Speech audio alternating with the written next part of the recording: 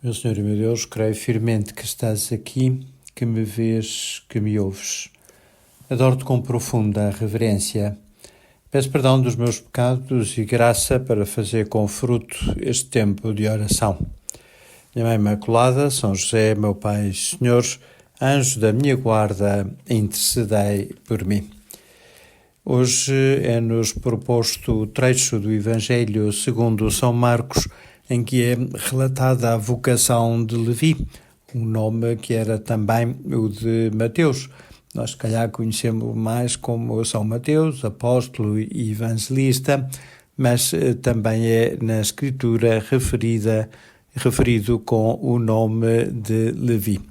E neste caso não é o próprio Mateus a referir a sua vocação, mas sim São Marcos, no capítulo 2 do seu Evangelho. Com efeito, diz este evangelista que Jesus foi outra vez para o lado do mar, ia ter com ele todo o povo e o ensinava. E ao passar viu Levi, filho de Alfeu, sentado no telónio e disse-lhe: segue-me. Ele, levantando-se, o seguiu. Aconteceu que, estando Jesus sentado à mesa em casa dele, estavam também à mesa com Jesus e com os seus discípulos muitos publicanos e pecadores, porque havia muitos deles que também o seguiam. Os escribas e fariseus, vendo que Jesus comia com os pecadores e publicanos, diziam a seus discípulos: porque come e bebe o vosso mestre com os publicanos e pecadores. Ouvindo isto, Jesus disse-lhes: os sãos não têm necessidade de médico, mas sim os doentes. Eu não vim chamar os justos, mas os pecadores.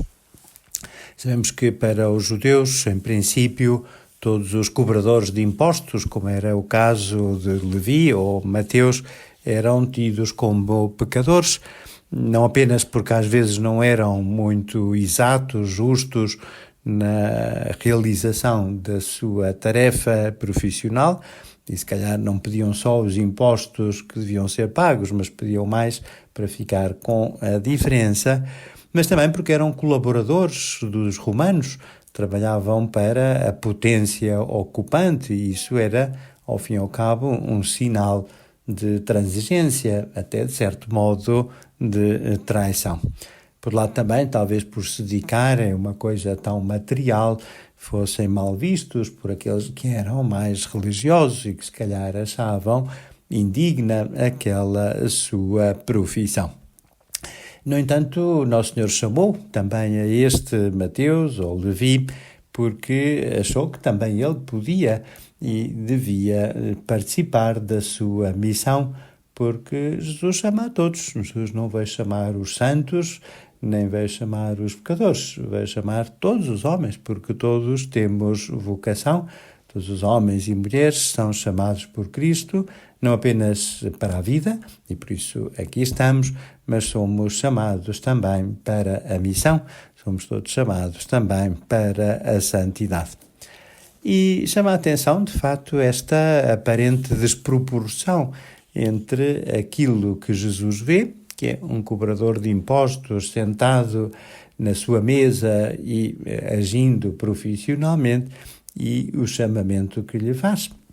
Se nos dissesse que Mateus estava a rezar, ou que estava a fazer um sacrifício, ou que estava a ajudar os pobres, bom, se calhar pensaríamos, bom, claro, parece razoável, parece lógico, parece justo que seja chamado, vê-se que é uma pessoa com boas intenções, que é uma pessoa com ideais, que é uma pessoa sensível aos outros, que é uma pessoa religiosa, que é uma pessoa piedosa, mas não estava ali a trabalhar, a receber impostos, se calhar até a barafustar com as pessoas, a pedir-lhes mais do que aquilo que elas queriam dar, porque geralmente quando vamos pagar impostos não é de muito bom grado.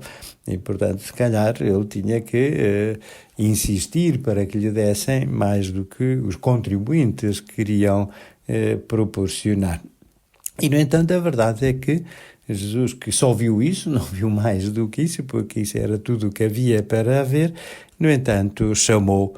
E apesar dele estar instalado na vida, por assim dizer, porque estava sentado no telónio, estava já a exercer a sua profissão. Isso não foi obstáculo para que ouvisse aquilo que o Senhor tinha para lhe dizer e o seguisse imediatamente. Isto quer dizer que todas as profissões são dignas. Deus chama a todos nós e alguns até Deus chama não para que mudem de profissão, mas para que façam da sua profissão uma ocasião de glória a Deus e também de serviço e até de testemunho e até de apostolado. Por isso era bom que houvesse muitos trabalhadores intelectuais e manuais, trabalhadores do campo, trabalhadores do espírito, que de facto procurem santificar o seu trabalho e procurem fazer do seu trabalho uma oração e fazer também do seu trabalho uma ocasião de apostolado, de testemunho de Deus. E também é certo que, de facto, o Levi teve esta agilidade.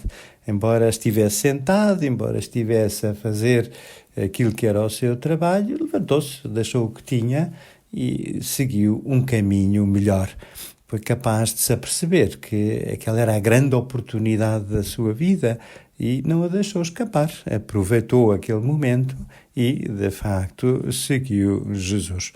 Também, se calhar, às vezes nós estamos muito instalados nas coisas que temos, nas coisas que fazemos, nos projetos que queremos realizar e, se calhar, falta-nos disponibilidade interior para seguir o Senhor.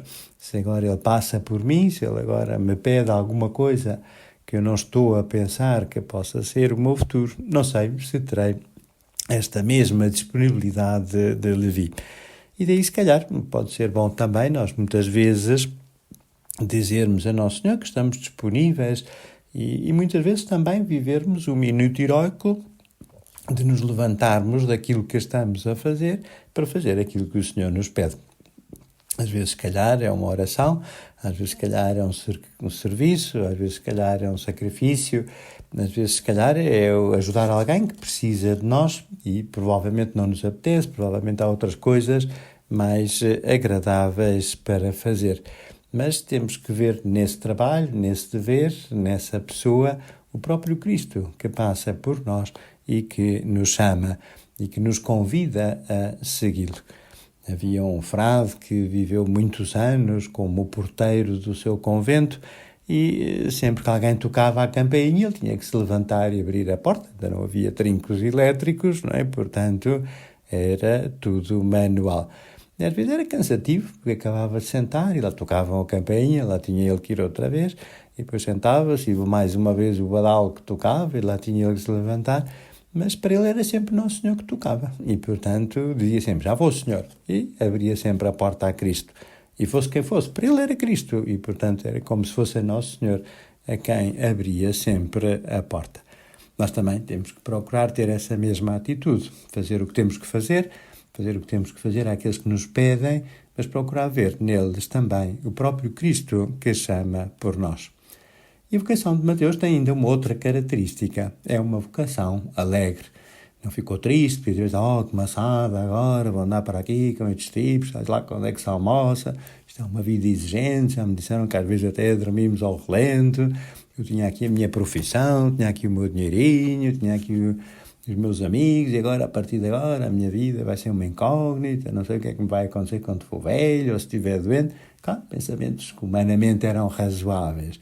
Mas ele não viu as coisas nessa perspectiva negativa, que seria também uma perspectiva egoísta e mesquinha, mas viu as coisas como eram, de verdade, uma grande sorte, uma grande graça que Deus lhe tinha dado. E que não era só para ele, daí fazer aquela grande festa com os seus amigos, os publicanos e os pecadores, que convidou para que também tivessem eles a oportunidade de conhecer Jesus.